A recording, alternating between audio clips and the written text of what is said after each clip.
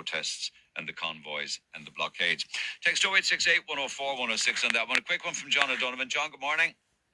Morning, Neil. How are you? Okay, so Micheal Martin has used very interesting terminology this morning. Himself and the Taoiseach, they call it sinister and despicable, the acts of the protesters, says Simon Harris, and an act of national sabotage. Well, the act of national sabotage is the policies of the non-policies of Martin and Harris. Not too long ago, inside that studio where you sit now, which Micheal Martin possibly will never come in again, you gave him such a good grilling, right? He said to you, when you were on about the migration, the whole at the open borders, have you no humanity? Do you remember that? I do. That's his exact words. Have you no humanity? Well, back on you now, Martin. You have no humanity. You've no humanity for the haulers out there and all the people involved. He says he'll talk to the haulier association, but not to protesters who are just out there off their own back. He says there's a process that must be followed. He's in Macomb today. There was nothing to stop him with a heavy guard of presence, right? And a lot of armed guards as well. To walk out there to the Macomb bypass, no one is going to lay a finger on him. I would be the first to defend him. I've no time for the man politically, but if anyone raised a hand, I'd be the first to stop them, right? And there's nothing stopping him, Neil, from walking out there and engaging with those people. The last time I looked, there were 7 Irish citizens as well, right? And this whole idea, this country is on the verge of anarchy. And people want to wake up to us.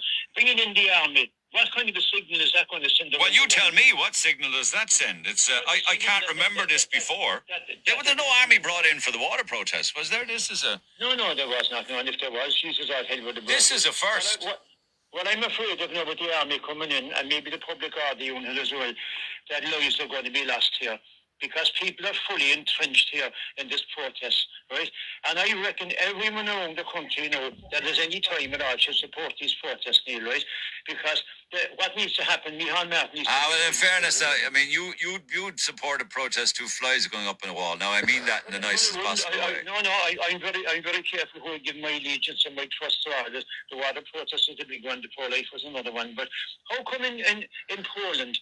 The carbon tax in Poland is €1 per tonne, and it's here. It's in Ireland, €71 per tonne. Do the maths on that side. We are being left on politically completely here. It's pure treason what has been done to the Irish people.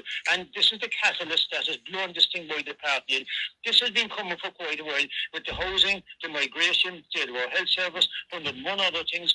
And I think if everyone piles in on top of this now, but if they bring the army... But it's causing, it's causing panic buying now. But I mean, whose fault is that? That's not the fault of the protesters. That's not the fault of the public. But it is actually if they're blocking the free movement of oil in and out of Irving Oil, for instance. Well, the thing is, look, I mean, what brought them there in the first place? They didn't. Those people would rather be working today, Neil, right, and doing their job and earning their wages, right, and paying off their loans and their trucks, their farm machinery, whatever. They don't want to be out in Macomb or anywhere else. They've been driven to it.